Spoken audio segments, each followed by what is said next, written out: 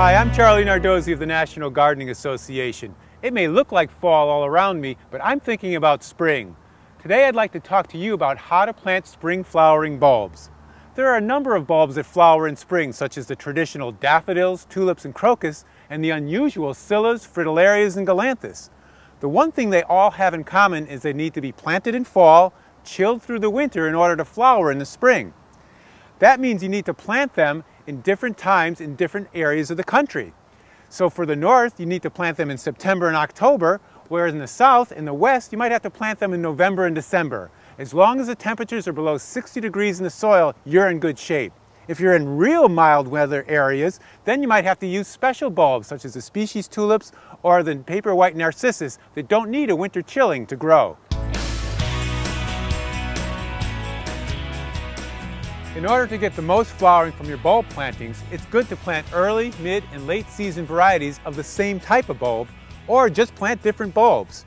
You can choose tulips, daffodils, or even the little crocuses. These bulbs bloom at different times throughout the spring, so they'll extend your flowering season for a number of weeks. Another thing is that when you're planting, don't just plant individual bulbs here and there like little soldiers. You want to take a spot in your garden and concentrate the bulbs in a smaller space. You may not use as much room in the garden, but it'll be a much more dramatic effect when they bloom in the spring. Now let me show you how to plant some of these great spring flowering bulbs.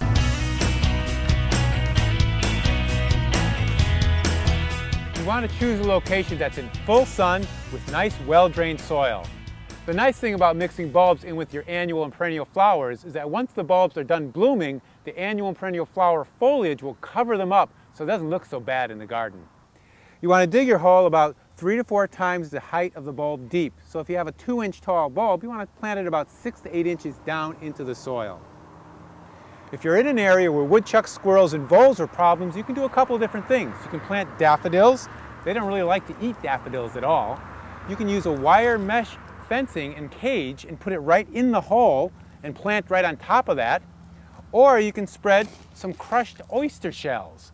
Now these are very sharp, and when the little mice and voles come in there, they don't actually like eating their way through it. Another additive you want to put in the base of your hole is fertilizer. You want to place that around just like you did with the oyster shells. The fertilizer will help the roots get established this fall. In the future, the best times to fertilize will be in the fall and early spring. Now it's time to plant. When you get your bulbs, you want to make sure you have the basal plate of the bulb facing down. Now you want to plant your bulbs about 3 to 6 inches apart, depending upon the variety of bulb you have. Now you can cover it up now and you'll be all set, or you can do an interesting technique called layering. You can actually bury the bulbs. Now you can put a smaller bulb on top of the bigger bulb. I'm putting some of these tulips in here. And these will grow right up through the daffodils and flower at a little different time. And we'll add crocus on the top layer. These will be the earliest bulbs to bloom. So now you've got 3 different kinds of bulbs. In cold weather areas, you might want to put a 2 to 3 inch layer of bark mulch over the top of the bed just for the first year to prevent heaving from freezing and thawing. It's that simple.